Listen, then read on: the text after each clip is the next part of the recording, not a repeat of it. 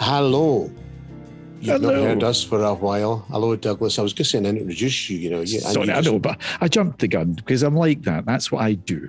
You are. Hello and welcome to the revived SBooks, SBooks, SBooks. Now, for those of you in the podcast ente who know about us, we are a podcast, or we were, and we had lots of exciting guests on. We discussed books, we discussed music, we discussed TV and film. We had an interregnum. Do you know that word, Douglas? Oh, I'm just looking it up.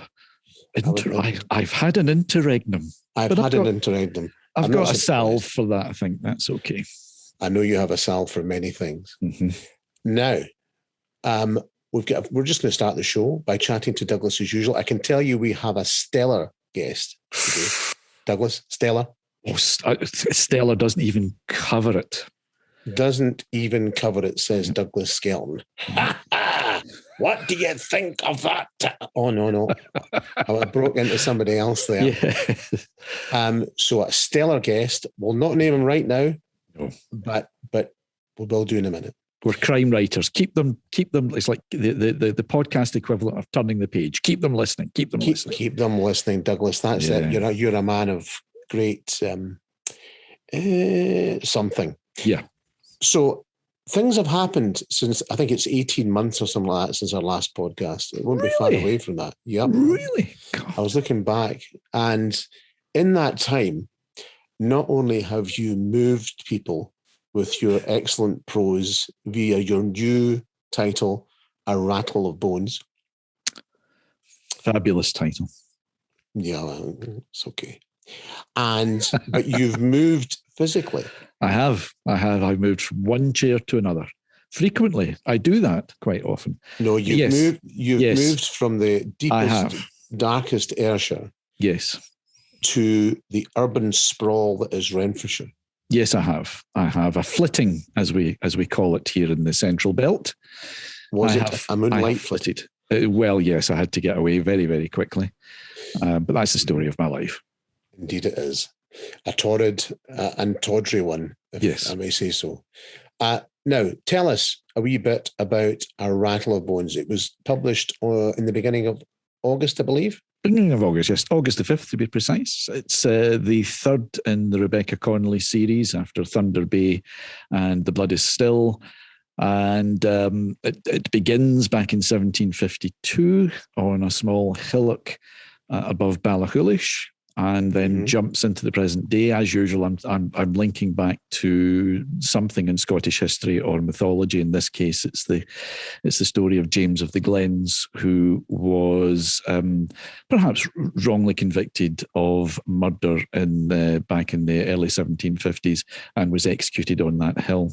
The famous Red Fox, I think I'm right in saying. He was accused and convicted of murdering, the famous Red Fox, Robert Louis Stevenson. He was never called that in the day. It was Robert Louis Stevenson that called him that in Kidnapped. And then I jumped to the modern day, and there's a modern day link to the case in that another James Stewart has been perhaps wrongly convicted for the murder of a politician.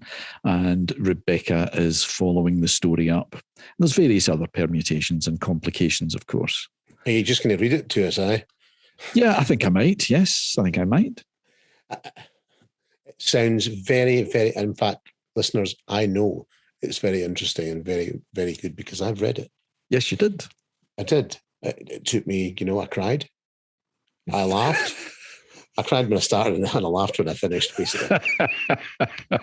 No, I can recommend it to you. It's very, very good. Douglas does an excellent job with his the historic. Can I say just at the beginning, the historical passage at the beginning of the book is absolutely brilliant. I really like. Of course, the whole book's brilliant, but I thought you captured that just perfectly, Mr. Skelton. That's kind of you, Mr. Meyrick. Hang on, just till I take a note of this. Another £2.50 into the Meyrick account. Okay, that's fine. You cannot use it as a quote. Can I not? No. Right. So. What's going to happen is we're going to have a guest every week, hopefully a stellar guest, maybe none as stellar as the one we're about to have, but nonetheless, not only from the world of literature and books, but from film, TV, perhaps even music. You know, I'm speaking to Sting as we speak. Well, don't speak to us first. I'm excited. I'm really excited as to what's going to be coming up, hopefully over the next few podcasts. Yes. Well, it's going to be exciting, let me tell you. And you'll have recognised our new slick format, which is also another huge bonus. Having not being worried by technical difficulties, as Douglas termed them, constantly. Oh, there are always technical difficulties. Always. Doesn't matter what you do. Well, there we are. Good. So I think it's time that we have a little chat about our guest to come. He is without doubt one of the most famous authors, not just in Scotland, but not even in the UK, but across the world. And we will be speaking shortly to Mr. Ian Rankin. And I know you're a fan of his, Douglas. Oh, yes, very much. Been reading him for years. You have? Good stuff. Yes. And you never picked anything up from that, though? None of that magic rubbed off? No, I didn't learn anything from him, I'm afraid. That's a failing in my part. I know, but what can we do? And I think we just to chat a little bit. I've also got a book out, as you know. Yes. And it's called Terms of Restitution. Yes. Terms of Restitution is a gangster thriller set in Paisley, London, and Italy. And it's featuring Xander Finn and his various families, his own family and his crime family. And it's been described by the Times as fisticuffs meets philosophy. I saw that. A winning combination of fisticuffs meets philosophy. Mm-hmm. Remind me to bring that up with Mr. Rankin when we speak to him. Yes, the quiet, sleepy hamlet that is Paisley is racked with violence. Well, you're just half a mile away, so you'll know all about it. I was quite worried when I heard you'd moved there, as were the rest of the population of Renfrewshire. Have you ever come across any violence since you? Not even a hangnail. They tell me that many of the bad lots that used to frequent Paisley and its environs have now moved elsewhere. Yeah, round about Loch Lomond here. There's a few of them. Moving swiftly on. So that's us. So prepare yourself for the new and revamped SBooks. And now I am delighted to welcome our superstar guest, the one and the only Ian Rankin. Ian, how are you this fine day? It's a beautiful day out there, although I believe the weather's about to change, the postman tells me. So it's the old, we'll pay for it if you're Scottish. Something nice happens, there's got to be a yin and yang, something bad is just around the corner. It was like the Scotland football game last night, fine that's a glimmer of hope which will not be fulfilled as time progresses. Israel or horses 6-0 at Hampden, but not to worry. Yeah. Pulling defeat from the teeth of victory. That is exactly it. Now, with us today is Ian and my co-host, Douglas Skelton. Yes, I am here. I am still here. Do you know, when you introduced Ian there, I just felt we should have had some sort of applause or cheers, like in Steve Wright in the afternoon. That's just that just be tawdry. We missed that costs money, buddy. You can't do that. That's true. We don't have sound effects. Ian, Denzil's got plenty of money. So here. I've got a lot of money, but don't tell anybody. But it's not from writing. It's from my previous nefarious activities written in... Anyway, we'll not get into that. Now, you have taken on the Herculean task of stepping into the shoes of the late, great William McIlvanney with Dark Remains, published last week, I think I'm right in saying. Now, that must have been not only a privilege, but there must be a lot of pressure in that, Ian. There was a lot of pressure. And I did say to the publisher from the get-go, I said, look, if I start on this project and I feel that I'm not getting it, I'm not capturing his voice, I'm not capturing his world, I'll just step away. I'm not going to finish a book that I'm not happy with. And so, I mean, I guess the pressure was really, could I capture William McIlvanney's voice? Could I ensure that people read this as his work and not mine. Yeah, I mean, it must be a really difficult thing to do. And of course, you I think, as good as anybody, you knew him as well as his friend. Well, not as well as his friends and family, but as well as the writing community would have known him. What kind of character was he, Ian? Well, I mean, he was great. He was a gentleman. He was a poet. He was very thoughtful, philosophical, a terrific writer, very generous to other young writers from the get-go with me. Mm-hmm. And, you know, there was that kind of arc of our friendship / relationship where, you know, I first met him as a fanboy before I'd ever been published in 1985. Yeah. And ran up to him to get a book signed. Then he paid me a level of respect by turning up to a signing I was doing in Glasgow. There was almost nobody there. But in walks Willie McIlvanney, and the whole room was suddenly galvanised. And we went off to the pub afterwards and sort of toasted to the book in whiskey. And that was Black and Blue, which was the first successful Rebus novel. But at that time, you know, I'd published about a dozen books and I was just barely getting by, and had no idea that Black and Blue would do any better than the books that had come before it. And then latterly, when Willie got that wonderful third act in his life and suddenly his books were back in print and he was being lauded at crime fiction festivals and literary festivals up and down the land, I was invited to interview him at Harrogate at the Theakston's Old Peculiar Crime Festival on a Saturday morning at 10 a.m. I think it was 10 a.m., it might be 9 a.m. And he's gone, "Dear God, Ian, who's going to come along and see me?"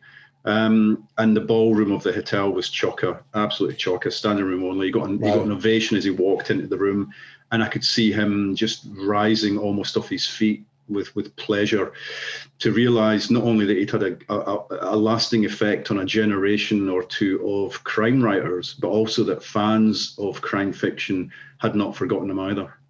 That's fabulous. Douglas, it's you. Yeah. Exactly what did you have to work with? You know, I've seen various versions of it. So what did you have to work your magic with? I'll show you sometime. Maybe Canongate will think about publishing this or putting it online in some form. I had about 100 typed A4 sheets that were from handwritten notes left by Willie that his widow, Siobhan, had found in his desk, in his office, his study, whatever. Canongate had typed him up. And I don't know who at Canongate Publishing typed him up, but because originally I thought it was actually Siobhan that typed him up. But there'd be things where they would say, I think this word is syzygy, but I'm not sure. And I go, yeah, being Willie McIlvanney, the word definitely would be syzygy, because they couldn't always read his handwriting. And there was everything in there. There'd be scenes that were written and rewritten and rewritten and reworked, polished. There'd be little one-liners and puns and jokes that he wanted to try and get in that he would just keep coming back to and tweaking. There were things like costings for him going away on a writer's retreat. There were messages, things he was going to say to a mate when he wrote his mate a letter.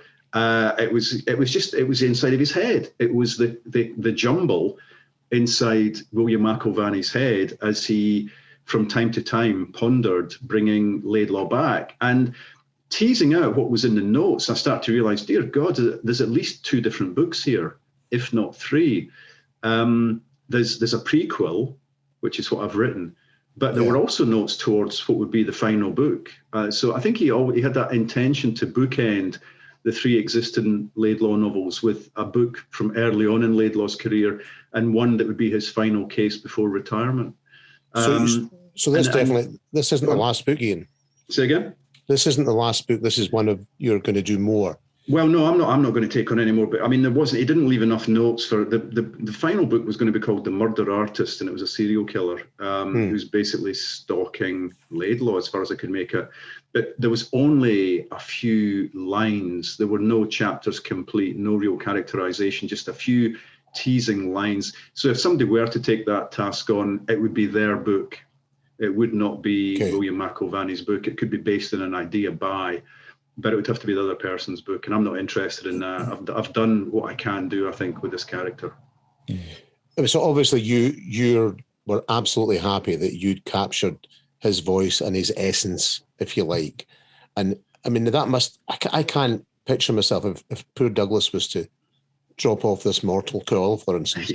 I can't imagine being asked to finish his next book. Can I just say neither can I? Who could? These unique voices. I mean, this was a challenge for me because Mark O'Vanney's voice is his voice. It's not my voice. It's nothing like my voice. His way of looking at the world is not my way of looking at the world. So yes, that was a challenge. But he'd left enough in the notes to give me a starting point. I read and reread the Laidlaw books till I thought I'd captured something of his voice. But I've, all the way through, I'm going, have I done it? Have I done it? Is it good enough? One thing I would say is a few critics, a few reviewers who've reviewed the book so far have had a stab at guessing where they think the join is in the book. And they've got it wildly wrong because it's a patchwork. I mean, from basically about page 1 or 2, there's bits of me in there. It's more of a patchwork than it's just, Willie died at this point, and from then on it's Ian Rankin writing. It's not like that at all. No. So nobody's got it right. The good news for me was that I had dinner on publication day. I had dinner with Siobhan, Willie's widow, and we hadn't met since I think bloody Scotland in Stirling when Willie was last there. Was also the last time I saw Siobhan. So we went for dinner after the publication day party, and she said, Ian, when I read the manuscript the first time through, she said you'd given him back to me for the course of that weekend. I was sitting in the room reading. He was with me, and it's the greatest gift you could have given me is to give me Willie back. And my heart was pierced. It takes a lot to pierce a fifer's heart, but she really got me with that. And she also said she couldn't see the join. So I thought, well, if she's happy, I'm happy. Yeah, that's the best critique of them all. I would say that's welcome. Absolutely, yeah. But it's set in 1972, so it's a prequel to the existing Laidlaw books. Did you find writing about the early 70s liberating in any way as a crime writer? I did, and I've noticed a few other crime writers are saying that they've gone back in time as well, and it's partly a way of not having to write about COVID, I think. I found it liberating to the extent that the police procedural was a much simpler beast if you were writing about that period. There's no DNA analysis. There's no computers in police stations. There's no mobile phones. There's no CCTV to track anybody's whereabouts or where their cars are at any particular time. It was a simpler world of Glasgow gangsters, and I think we kind of feel that we sort of know these figures. Funnily enough, the first time I met Willie McIlvanney, August 1985 at the Edinburgh Book Festival, I also met Jimmy Boyle at the Edinburgh Book Festival because Canongate had just released his book, and I got him to sign a copy to me. So yeah, these guys like Jimmy Boyle were around back then. Now, I've always shied away from historical novels, writing them, because I felt there's an awful lot of work, there's an awful lot of research, because somebody's going to go, no, I think you'll find that chocolate bar wasn't released until 1973. I was lucky in a way because this book was started during lockdown, but halfway through the writing of the first draft, the National Library of Scotland in Edinburgh opened their doors for a few hours a day, and I booked a slot. I got the Glasgow Herald newspaper for October 72, and I read it from cover to cover to find out what was happening in the world, what was happening politically, what was happening socially, what was happening in Glasgow, what was on the telly, how the football teams were doing, etc., just so that the local colour, the colour would be right, the period colour would be right. Where were people buying their clothes? How much was a car? How much was a house? All of that I got from a close reading of the Glasgow Herald. And I also got mention of a young writer who had been taken on by the University of Strathclyde as a creative writing fellow, and that young man was called William McIlvanney. Good grief. I know. So the hairs went up on my arm when I read that story. Well, that's always something that I wanted to write an historical novel when I first started out, because I only started writing because I was ill and I couldn't do anything else. And I remember thinking to myself, I'll have to spend so much time researching this, and I don't even know if I could have the discipline to write a book. And so it's taken you all this time to get to the stage where you've written an historical novel. Yeah, and it's given me confidence that if I ever did want to write a prequel to Rebus, I could. I'm not saying I will, but it's given me the confidence, because people have said, "Oh, look, he's getting on a bit. His health isn't what it was, and he's no longer a cop. He's now a retired gentleman of leisure. There's only so much you can do with him realistically, but there is always a feasible road of taking him back to his early cases. And I've always shied away from that, but having done this book has given me a little bit of confidence that if I did want to go down that road, I could. Fabulous.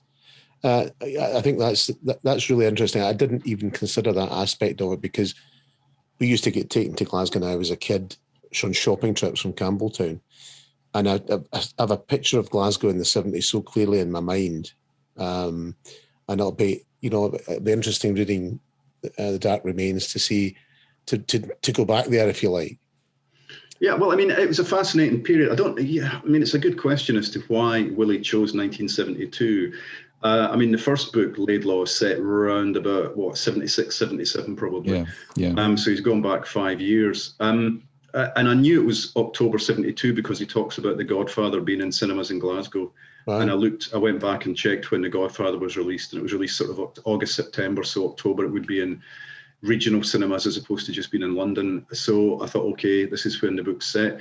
And then when I went and looked at the newspapers, I thought, oh, this is a genuinely interesting time because Glasgow is in flux.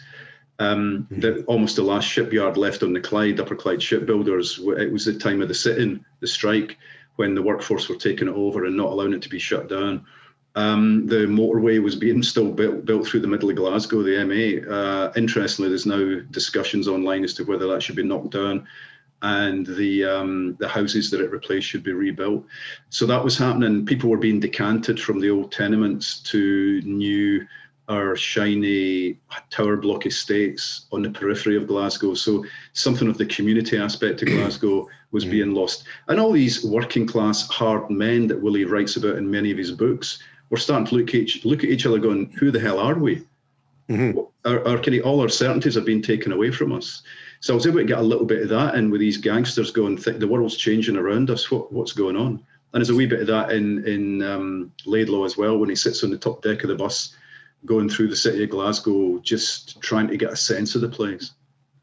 Fabulous. Of course, you could have just asked Douglas Skelton, because he lived from Springburn, he lived through this period of time, didn't you, Doug? I was there in the thick of it. But Douglas, you weren't alive in 1972. Oh, I'm afraid I was. I'm not sure he's alive now. I saw The Godfather in the Coliseum Cinema in Eglinton Street. Oh my God! You see that now. This brings them out as one other wee thing, which is that the mention of The Godfather reminded me that partly that was what got me into reading books, was that I wasn't old enough to go and see these films. I got interested in films around the age of 10, 11, 12, but they were all X certificates. So stuff like The Exorcist or A Clockwork Orange, even something like One Flew Over the Cuckoo's Nest, I think it was a 15 or a AA certificate. I wasn't old enough, but nobody stopped me getting the book. So my parents got me The Godfather, the book, for my Christmas in 1972. Wow. And I read it with great pleasure. I've still got the copy somewhere here. I just don't know exactly where. And that got me. I just thought literature is actually stuff that the adult world doesn't really want you to know about. You know, it's kind of X certificate stuff. And so I started devouring these books based on films that I wasn't allowed to go and see. I think that kind of happened to me as well, because for slightly different reasons, you could really get into the pictures in Campbelltown at any time. If you're a babe in arms, you'd be allowed into an X. But the only thing about it was the films didn't. I mean, they only had Jaws last year to put you in it. So we were watching Sinbad and stuff like that in the 1970s from 1948 or wherever it was filmed. And of course, Douglas, you're a great film fan and a book fan. What was your experience in relation to Ian's there? Well, kind of the same as Ian, except that I was old enough to see the films and read the books. So I had the best or the worst of both worlds, if you want to look at it that way. And all the films that Ian mentioned there, I'm afraid did see in the cinema. So we will just leave it there with that. I did eventually, when I was about 14, 15, I did start to go to the flicks on my own. Cardenden, where I grew up, we had a lovely old Art Deco cinema. I mean, a complete flea pit called the Rex. And I would go along to the Rex midweek evenings for a double bill of films. And I would blag my way in. So from about the age of 14, 15, I was blagging my way into X certificate films. But aye, they were really dodgy. It was like Italian horror films, badly dubbed, and sort of Spanish westerns and second-run kung fu films with really bad dubbing and editing and everything else. But if it was an X certificate, I was in there because I just wanted to know what the hell was going on. Yeah, it was a whole new world for us. So when you were writing the book, the Jekyll and Hyde reference, it applies to you, doesn't it? Because you are Ian Rankin, you have your way of writing, and you have your characters, you have your world. But here you were becoming somebody else. How difficult was it to get into that frame of mind to basically be Laidlaw, to be William McIlvanney? I don't know. I mean, I just, it had to be an act of ventriloquism. I've been reading Willie McIlvanney since I was in my early 20s.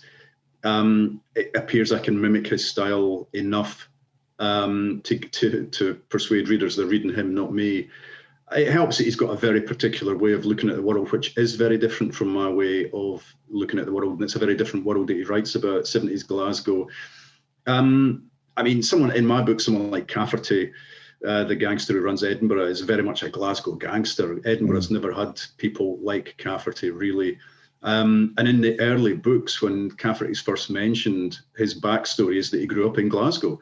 I forgot that. And then later on in the books, I've got him growing up in Edinburgh because I forgot I'd already given him a backstory. But he's very much based on somebody like John Rhodes, gangster figure who crops up in all of Willie's Laidlaw books. There are kind of three central gangsters in this book, and all of them were mentioned by Willie in his notes. I mean, I thought, three, that's laying it on a bit thick, but Willie wants three, therefore three there will be. But they all play roles in various of the Laidlaw novels. But I think John Rhodes is the one who absolutely fascinated Willie as a character. John Rhodes has a belief system, a value system. And so Laidlaw and him can actually sit down and have a proper talk, a proper discussion. They understand each other. There's a bit of empathy there. And that reminds me a lot of how Rebus's relationship with Cafferty has evolved through the series of my books. So, I mean, I learned a lot from Willie and admired him, but, it was writing in his style. I was lucky he left me enough. He left enough notes and character sketches and scenes that I could just get in there and go, okay, I know what I'm doing in this. In fact, the people at Canongate, when I've given the first draft of the book, they said, Ian, it's basically just hard men sitting in pubs, psyching each other out and smoking fags. And I went, yeah, that's pretty much what happens in Laidlaw. That's the Laidlaw series in a nutshell. It's not a world of women.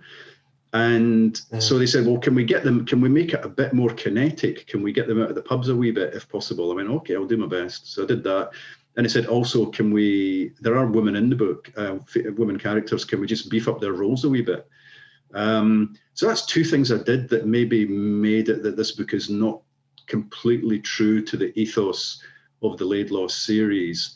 There's more time outside the pubs, and there are more women given bigger roles than it would be the case in Willie's books. Yeah, I mean, on that subject, Ian, of having to change the kind of ethos of it because of changing times since Willie wrote that. How have you found? Because you've kind of spanned that time of. I don't. It's cheap to call it political correctness, but you know what I mean. Where you've had to be more. Everyone has to be more careful what they do and say, and be more inclusive, and all the things that are expected of all writers now. How have you managed to span that, and has your writing changed because of it? It's hard to say if I've changed on purpose or if I've done it subconsciously. Yeah, I mean, there are probably killers in early books of mine where I thought, oh, if this person's a cross-dresser, that's a good twist. And now I'd probably think twice before doing that, or I would make sure that it was done with consideration in a way that I didn't worry too much about it when I was a young man in a hurry. If it was good enough for Brian De Palma in Dress to Kill, it was good enough for me. Spoiler alert, if anybody's not seen Dress to Kill. But, you know, and the minute I saw that, further spoiler alert, the minute I saw the nose of the killer in the woman's dress and the sunglasses, I thought, Christ, that's Michael Caine. Anyway, still a good film, though. But yeah, no, what I didn't do in this book was I didn't bring in the Glasgow patois. It's possible that in Willie's books there's a bit more Glaswegian than I've put in this, because if I put it in, I might well have got it wrong. What I did do, and I apologise, Douglas, for not contacting you, but I mean, I did contact a couple of Glasgow writers who gave me a heads up, or I just checked things and said, look, is this really where this building is? Is that really a real pub? Willie's mentioned this pub, is it a real pub or a fictional pub? And was it around back then, and did it have a pool table in the back? You know, that kind of thing. Just to check some of the details. And of course there'll be errors, I would imagine. I mean, I did as much as I could. I got lots of Glasgow street plans from the period and bought as many online as I could, A to Zs and all the rest of it, to check how the A8 was, the M8 was progressing at that time and things like that.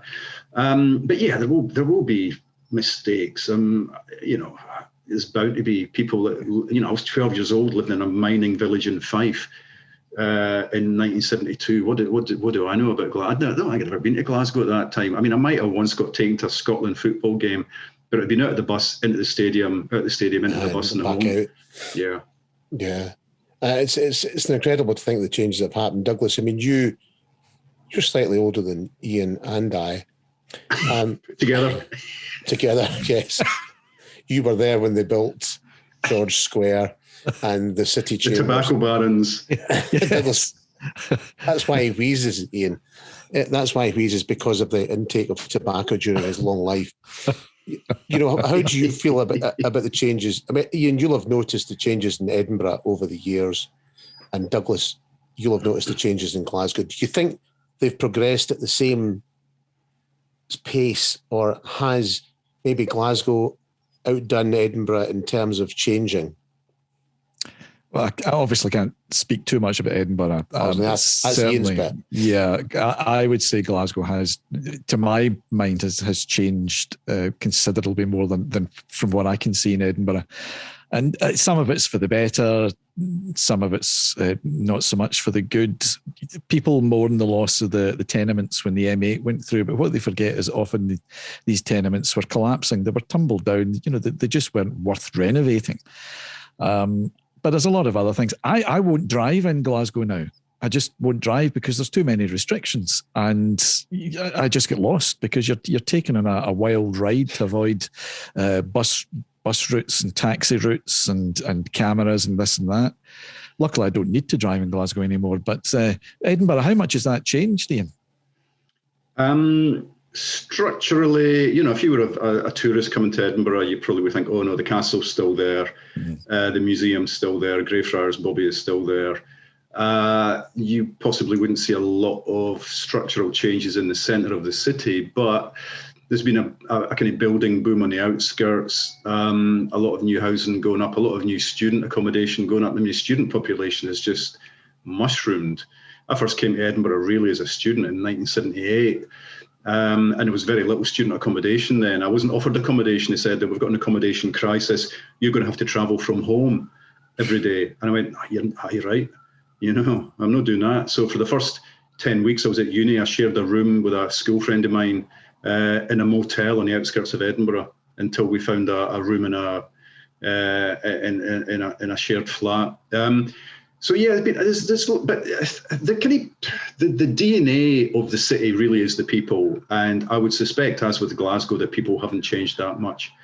The people you will meet in the traditional drinking dens of Edinburgh would be recognisable to Robert Louis Stevenson. Never mind the young Ian Rankin. And I dare say, when you go, you know, if you go to the Sarrie Heed or Steps Bar or somewhere in Glasgow, you're going to meet denizens who would have been recognisable in the early 70s or even in 1870s. Yeah, absolutely. I mean, it's a bit like that in Campbelltown as well, because though, you know, Campbelltown was one of these places that was so far away from everything else that nothing changed for years and years and years. And I was just thinking about that this morning, about a question to ask you about the use of language.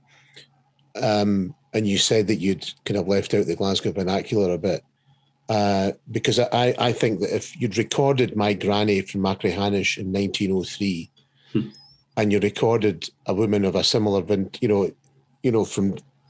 2021 from Machrihanish, I don't think they'd sound anything alike. Oh, that's interesting. I mean, where I grew up, it was a village. Bow Hill was a village. Eventually it became part of a bigger town called Cardenden. But when I go back there to see old school friends, usually for funerals, I've got to say, the way they speak doesn't seem to me to have changed since I was a wee kid. No, it really doesn't. I mean, there's a bit more modern speak, there's a bit of Americanism might have crept into the younger generation, that they love that rise in inflection as though they're always asking a question, even though they're not. But a lot of the modifiers and the pause fillers, I don't remember when I was a wee kid, didn't exist as a pause filler, but now but I remember it arriving when I was a young teenager. I used to annoy my friend George McAndrew by every time he said I would put a finger up and count how many times he was saying it. He used to really get annoyed because he couldn't say a sentence without the word entering it at one point or another. There have been some changes. I mean, what I do like to do, I don't write in Scots. That was a conscious decision I made a long, long time ago, because I was starting to write novels, trying to write novels around the time of James Kelman, and suddenly writing in modern Scots was something you could do in a way that possibly hadn't been thought of previously. And I made a decision, no, I'm going to write in fairly standard English, and Scots will read it in their own voice inside their head. And it means I'm not putting off any potential readers who might be stumbling over words or constructions because they don't understand what they mean. But I do like to sneak Scots words in. I mean, even postmodern Scots words like hee-haw. I'll try and get hee-haw, and the editor in London will say, "What does this mean?" And then I'll get the lovely thing of actually explaining to them.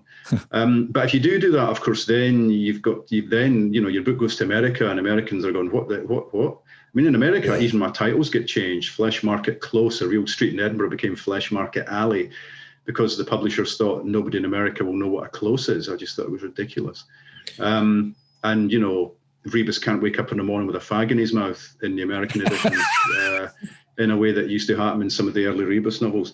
And then when you get into, your translator, God bless them, translators are overworked and underpaid everywhere, and they don't always have the ability to get in touch with you and ask you what this means. So when you do put in these strange words, you always run the risk of them being, even English words even English phrases I've used have been misquoted. The French edition of one of the recent books, there's a wee footnote at the bottom of a page to explain what "I get the feeling we're not in Kansas anymore" Toto means. Really? I get the feeling we're not in Kansas anymore, Toto. I thought that was from a pretty famous film. Yeah. No, there's a wee footnote that explains that Rebus here is referring to two American AOR bands, Kansas and Toto. Wow. No, he's not. That's a bit like David Bowie's. I think I'm right in saying that some of David Bowie's songs were translated into German, and the lyrics didn't bear any relation at all to the ones that he'd actually written in English. Oh, I'm sure that's true. Yeah, it's a really odd. I remember they butchered my wonderful whiskey from small glasses in German into deadly flotsam. Yeah, well, German it's an extra. I'm learning German just now in Duolingo. I've been doing it since lockdown started. It is an extraordinary language. In fact, if it hadn't been for German, I wouldn't have met my wife, because I did German at high. To study English at Edinburgh Uni, you had to have a higher language, and I was hopeless at languages. And I'd done O-grade German and got a C. I thought, oh, Christ, I'll give it a go and do higher German, and I did it. And I scraped a C, which meant I got to go to Edinburgh Uni, which is where I met my wife. Wow. So if it wasn't for that lovely German language, I wouldn't be where I am now. It is. I've been trying to learn Swedish during lockdown as well, with varying success. And Go, the famous board game, Asian board game, and it's only got black and white tiles, and it's the most bloody complicated thing you've ever done in your life. Yeah, you think you're winning, and you're only a few moves from the end, and you're winning, and suddenly you've lost. I know, it's absolute, and it is I like chess, but I kind of think Go's a step forward, a step on, if you like. Yeah, I think it's harder to compute what the next move's going to be in Go than it is with chess. Yeah, I don't know. Yeah, I don't know. It's a strange one. Douglas, we'll not take up much more of your time, Ian. I know you're a busy man. Douglas, your final question for Ian?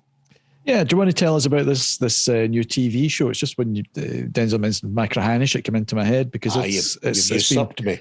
Yes, it's been filmed in. That was my intention. It's filmed in Gia. Swine. Yeah. I mean, I've been under embargo, under a vow of secrecy for about more than 6 months. And I see STV came to me in January and said, Ian, we've pitched an idea at Channel 4 for it's a competition. It's a quiz, a real kind of reality quiz show in which members of the public will go to Gia, which we will rename to make it like it's a fictional island, to investigate a murder. And there'll be 3 teams, and each team will have a real life ex-cop leading them. Will you plot it for us? And I went, geez, you're not asking for much, but I'll give it a go. And it wasn't like writing a novel. I mean, it was because it's more like one of those old fantasy role-playing books. Throw a 6 and go to this page, throw a 3 and go to that page. Oh, yeah. Because the contestants can talk to anybody on the island they want. The actors are embedded in the community, so you don't always know if you're talking to an actor or a member of the public. And they can ask them anything they want. So you can't really script it. You can say to okay, look, Mr. Actor or Ms. Actor, if they come to you and they ask about X, you could say Y. But if they ask you about Y, you could say Z. And you've got to come up with all these different. So what you need is actors who are actually great, almost like comedians. They've got to be great improvisers. Mm-hmm. But I did it. I mean, I did a kind of, I sketched a whodunit, and then they asked me to keep doing more and more dialogue and more twists and more twists. And oh, geez. And then they said, do you want to come to the filming? I went, no, I don't want to come to the filming. Because it was, it was during lockdown. They were all in a bubble. There was a big team there in a bubble. I said, I don't want to get involved in that, really. So I left them to it. I've seen the trailer, and the trailer looks amazing. And I've heard from one of the cops involved that they had a great time and said it's really, really good. So my hope is everybody loves it. It becomes a huge franchise like MasterChef, and I can retire to the sun. Because I've got creator rights and executive producer rights. Yeah, I mean, I think you couldn't have found a more beautiful island on which to film. I mean, I set one of my books on Gia, and I called it Guernsey. Uh-huh. And indeed, one of the locals from Gia is really the basis for my Hamish. Mm-hmm. And I'm quite sure John Martin, his name is, and he'll definitely pop up in that Channel 4 thing, because I know what he's like. One last question, Ian, and we can let you go and get on with your busy life. I think we're looking at 23 Rebus novels to date. Now, a lot of people think it must be easier to write a series of novels rather than just constant standalones or one-offs, but I don't think it is. What do you think? No, you guys know it's not. I mean, it's there's pros and minuses of writing a series. It gets harder. I mean, it doesn't matter whether you're writing a series or standalones, writing just gets harder. It gets harder because you want each book to be better than the book before. And when you've written a lot of books, that's not easy. You don't want to be repeating yourself if at all possible. But your publisher, if you're writing a series, and your readers, if you're writing a series, don't want the books to be radically different from what came before. So different enough to keep you interested and keep you on your toes, but not so different they go, wait a minute, this is a cookbook. I thought I was getting a crime novel. So, the thing I've had going for me, although it's also, again, been a rod for my own back, is deciding to age Rebus more or less in real time. So that when I sit down to start a new book, I go, oh, right, so his life has changed. Things have moved on. He can't chase suspects anymore. He's got health issues. He's not married. He can't live upstairs because he's got COPD. He's got to get a ground floor flat. He's no longer a cop. He's retired. So how to inveigle him into a police investigation, et cetera, et cetera. Yeah. And so those are challenges, but they absolutely keep the series fresh. And if you've got a long-running series, I think that's helpful. The bad news about it is eventually there's got to be an end point. You can't have him being unless I do an Osman and move him into a care home and have him solving mysteries from the comfort of his Zimmer, his electric wheelchair. Unless I do that, then there's got to be an end point, which is where the notion of the prequel is quite nice to have that in my back pocket. Well, I've always found that the hardest thing is remembering all their backstories. Yes. What did you call Brian Scott's son? And I'm thinking, what did I call him?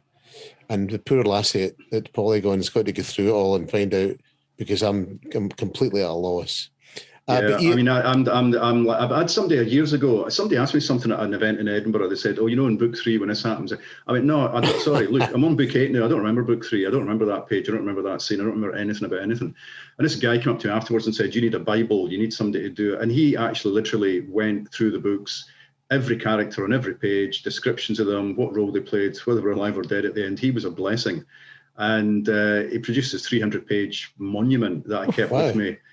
He was a computer analyst, but he then I think retired and moved to Australia, and he dropped off my radar anyway. But that was brilliant for a long time. I could, is so and so alive or dead at the end of book 5? Oh, they're alive. Good, I can use them again. Can you ask this gentleman? Can you find them and send them to me, please? We all need somebody like that in our lives, yeah. But as I've already told you, look, Cafferty's got 2 completely different backstories, and I think there's only one reader has ever noticed that. Yeah. I mean, I know I've made mistakes, but I never highlight them because then just people slag me off even more. Oh, I highlight them all the time. I mean, I want to be shriven for the. I want to be scourged for the mistakes I've made. I put a foot rail in front of the Oxford Bar, the actual bar of the Oxford Bar. There's no foot rail at the front of the Oxford Bar. I did that when I was living in France. I just misremembered. I've got a song being wrongly attributed to Marvin Gaye when it was Jimmy Cliff. I mean, and I said, don't change it, keep it in. I'm so mortified by that. Please keep it in. And whenever anybody notices it, I will apologise on my knees for the fact I got that wrong. So I live with my mistakes and I never forget them. I know it's always a tortuous moment when you realise you've done, and you get the book in the flesh, and it's people have it in their hands in Waterstones or whatever. And you've made a complete mess of that actual bit, and you just try to forget it. You can't forget it, though. You can't. It's like with reviews. You must be the same as me. If you get a great review, the only bit you remember is the one quibble. Yes. And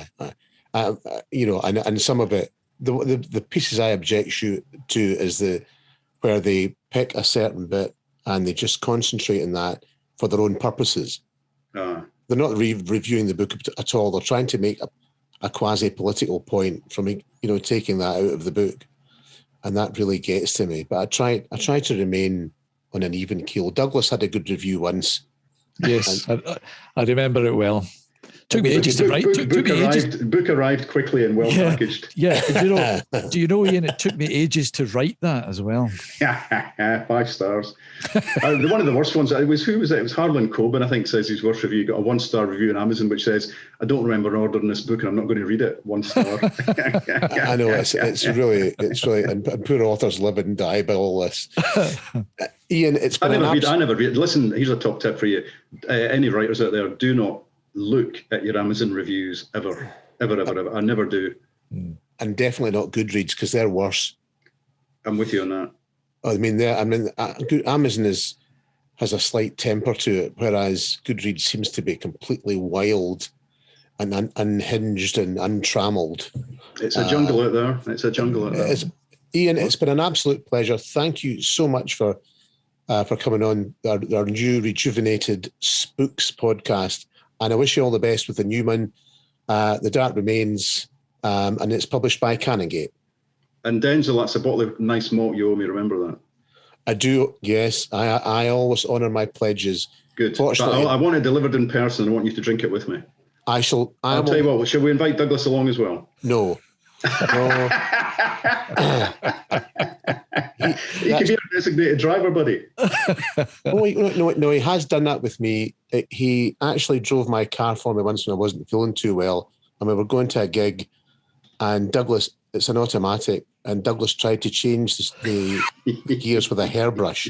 That sounds as if he's making it up. I can tell you he is not. That is true. And something even more worrying, he actually, he saw the bus and he goes, there's number 52 going to Argyle Street. I'll just follow that. And I thought, this guy hasn't got a clue. This was in the days before sat-nav, I take it. But I mean, there's a more pressing question than that, Denzil, which is, what are you doing with a hairbrush in your car?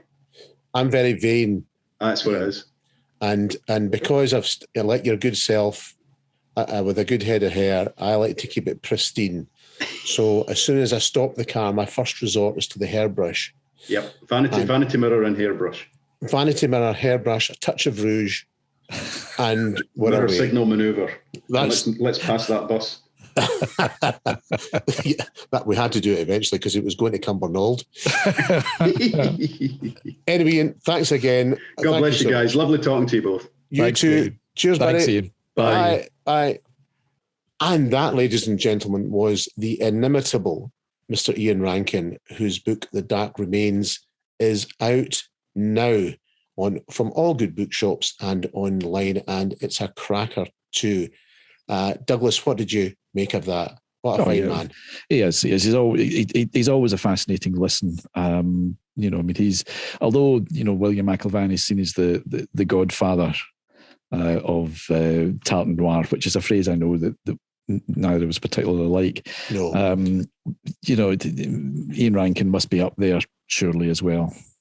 Yes, absolutely. I mean, I think that Ian's, as I said in the interview, I think that Ian's probably influenced as many writers as anybody has in terms of crime fiction, certainly in Scotland and no doubt in the UK and no doubt elsewhere. Yeah, I mean, he always downplays that. He always downplays his own impact on the industry. But yeah, I mean, Mr. McIlvanney obviously paved the way. And as William McIlvanney would say, there were others before him, but it was certainly Laidlaw that led to the explosion. And Ian Rankin was the next big name, I suppose. Absolutely. And a modest chap, unlike yourself. He is, that's right. Yes, I take on the big-headedness for just about everybody. You certainly do. One can never forget the debacle in 2019, which we'll not talk about on air. The desperate phone calls, the crying, the tears, the fury. But we'll not go into that, ladies and gentlemen, because it's again. Yes, it's very painful for me. We don't want to talk about it. Indeed it was, and we were all with you when you didn't win the McIlvanney that year. Anyway, so. Well, let's talk about your book because it's just out and it needs the help. So, you've moved away for this. Just to be clear to the listener, this is not a daily novel. It's not part of the Kinloch universe, as it were. So, what made you want to do that? I think my motivation, Douglas, was at the beginning of COVID, and it became clear to me, as it did to everybody else, quite quickly that this was going to be quite a difficult time and an extended period of time. And as you know, you and I and other writers run about the circuit to bookshop signings and radio and TV events or festivals, whatever. And it takes up a lot of your time. So conversely, when none of this was going on, I had a lot more time in my hands. And I think a lot of writers also had the same idea, judging by the number of books that are coming out at the moment. But I thought I'd sit down and write something different, just for a change, just to have something, a little more, a little change from Kinloch and a little change from the characters. Not necessarily, the styles. For anybody who's au fait with the daily novels will know that and reads Terms of Restitution will know that it's very much, there's a lot of Kinloch in it, if you know this. It's not all doom and gloom and darkness. There's humour in it as well. Yeah, there are stylistic connections to it, but it's still a very different world, I would say. It's a very different world because we're in Paisley, Calabria, and in London, and with a whole new set of characters. But within these characters themselves, to make them rounded, in my book, you have to be rounded. And by saying that, I mean that they all have to have their own. Life's not just like Line of Duty, where everybody stares earnestly at each other and speaks in initialisms or acronyms. It's everybody, including gangsters that have wives, children, whatever else, aunties, uncles, mothers, fathers, problems, difficulties of all sorts, the same as everyone has in real life. And I wanted to reflect that. In fact, as I've always said, the daily books are heavily influenced by The Sopranos. So also too is the Terms of Restitution. It's hashtag Scottish Sopranos. And interestingly, just as I was writing the book, they announced a new film was being made, The Many Saints of New York, which is coming out at the end of this month, I think, actually, in America at least, which is a Sopranos prequel. So that's very interesting as well. So hopefully gangsters will be hot again, as they have been. I think The Sopranos was the most watched TV show in the world during lockdown. Did you know that? Yes, I did. I knew that because you told me. Well, you forget it began 20 years ago, and the last episode was in 2007, aired in 2007. So there's been a long time in between the last ever Sopranos episode and now. And a lot of young people who'd never seen or heard or were too young to watch such material on TV picked up in box sets, streaming box sets and all the rest of it, which wasn't available when the Sopranos first came out. And have, so it's like going back to the future for me. It's really, if you look at Paulie Walnuts and the Sopranos, there's a lot of him and Brian Scott. Mm-hmm. Mm-hmm. Would you agree? Yeah, there is. But in terms of restitution, it's. I get the Sopranos connection and also in the violence, but the humor and the violence. Now, I know you as a very peace-loving, gentle man. Did Right. that level of violence come difficult to you to write? It was very difficult to research, Douglas. It was very hard. And I spent hours poring over books about gangland and stuff. It was actually quite upsetting. Yeah, because I know you are a sensitive, gentlemanly, studious man. I am. Hence the philosophy that the Times Book Club picked up on. Indeed. But as I always say, what are you going to do? But why Paisley? Why did you decide to set it predominantly in Paisley? I first went to Paisley. I was an overspill student from Glasgow, and then they launched us in Paisley. They settled us in Paisley in newly built halls, which were in Underwood Lane in the town. They were brand new and nothing worked. I remember that vividly. And that was my first experience of Paisley. And it's a place that has, it's kind of stayed with me all this time. I was there, lived there, and I was in the police. I also had businesses there later on in life. Don't say anything. And don't. And that's exactly what you'll sound like once you're finished with. And also, of course, sadly, I nearly died in Paisley in 2017 in the RAH hospital. So, I remember thinking at the time, goodness me, this is ironic, isn't it? But fortunately, I managed to pull through, which was good. So Paisley means a lot to me. I love, when you come from a wee place like Kintyre or Campbelltown, and you go to a bigger town like Paisley, it's a bit of a culture shock at first, even though I travelled a bit with my dad when we were in the Navy, when he was in the Navy, but we all felt as though we were in the Navy at the time. And I suppose that I was expecting something different, but lo and behold, Paisley isn't like Glasgow. It's very, very different from Glasgow. They even speak differently. The accent's different. And even though Paisley's a town of something like 100,000 people, it was just like a big Campbelltown because there was that same warmth and that same how you doing. People know each other, and I just felt completely at home almost immediately. So Paisley, I think it's a raw deal in many places, but and it's almost overshadowed by Glasgow. But the history and culture and some of the brilliant musicians, actors, writers, media people that Paisley has produced is unbelievable. And I instantly took to Paisley, and Paisley has been with me all this time. I always refer to it as my second home. Yeah. The book only came out early September, and it's already sold out in various outlets and has been an incredible success. Has that surprised you? Did you expect it to be as warmly received? Of course, I expected it to happen. I'm picking up on he said with all humility. Yeah, I'm picking up Mr. Rankin's modesty. Of course, I did. I knew it would be a towering success. No, I'm just glad people like it, and it's been very well reviewed so far. And let's hope that continues. Yeah, we haven't got to the Campbellton Courier yet. No, not yet. Yeah, that is an excellent book. I mean, it is an excellent book, and what surprises me is that you wrote it. So, Surprised me too. Yeah, and I would recommend it if you want a good, well-written book. Read mine.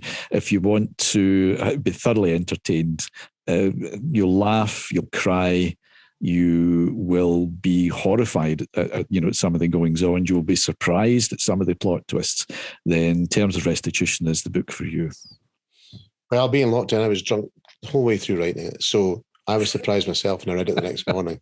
It was like I experienced it anew and fresh like a reader. I would wake up, peel the curry off my face, and get the computer out and say to myself, goodness gracious, that's good. It's my book. Like, oh, that never happened, did it? So that's kind of how it developed. The image that's in my head of the curry congealed onto your cheek. Actually, once I really did that, I had a breakfast bar in this. I had a flat in Lochwinnoch, which isn't far from Paisley. And one night I came home worse for wear, and there was a brilliant curry shop just down the street in the village. I picked up a curry before I went home. Mm-hmm. And I woke up at 6 o'clock in the morning with my face in the curry. Now, if you'd ever tried to get a curry stain out your face after lying in it for about 3 or 4 hours, it isn't easy. No, I can't say I've ever had to try that. Well, I looked like it was like half a face of fake tan for about 3 weeks. And everybody commented, what's wrong? I went back home to Cam, what's wrong with your face? I says, just an industrial accident, I didn't tell people I was steaming drunk and slept in a bowl of curry. Oh, dear. Anyway, with that, on that tortured note, yeah, we must end today's Spooks. I hope you've enjoyed it. And thank you again to Mr. Ian Rankin. It was a pleasure to have him on. Absolutely brilliant. Yeah, fabulous. Don't forget, Douglas's book, A Rattle of Bones, is for sale in all good bookshops online in paperback, ebook, and audiobook from ISIS. Yep. Not that ISIS. And my book. Terms of Restitution, also Yes. available from all good bookstores and probably a few bad ones, in paperback as well as ebook and audio and Audible. That is it. So thank you so much for listening to it. The Returned, the Reborn, the Phoenix from the Ashes, which is Spooks, SBooks. And we hope to see you again or hear you again very, very soon. Thanks for listening. Cheers. Bye.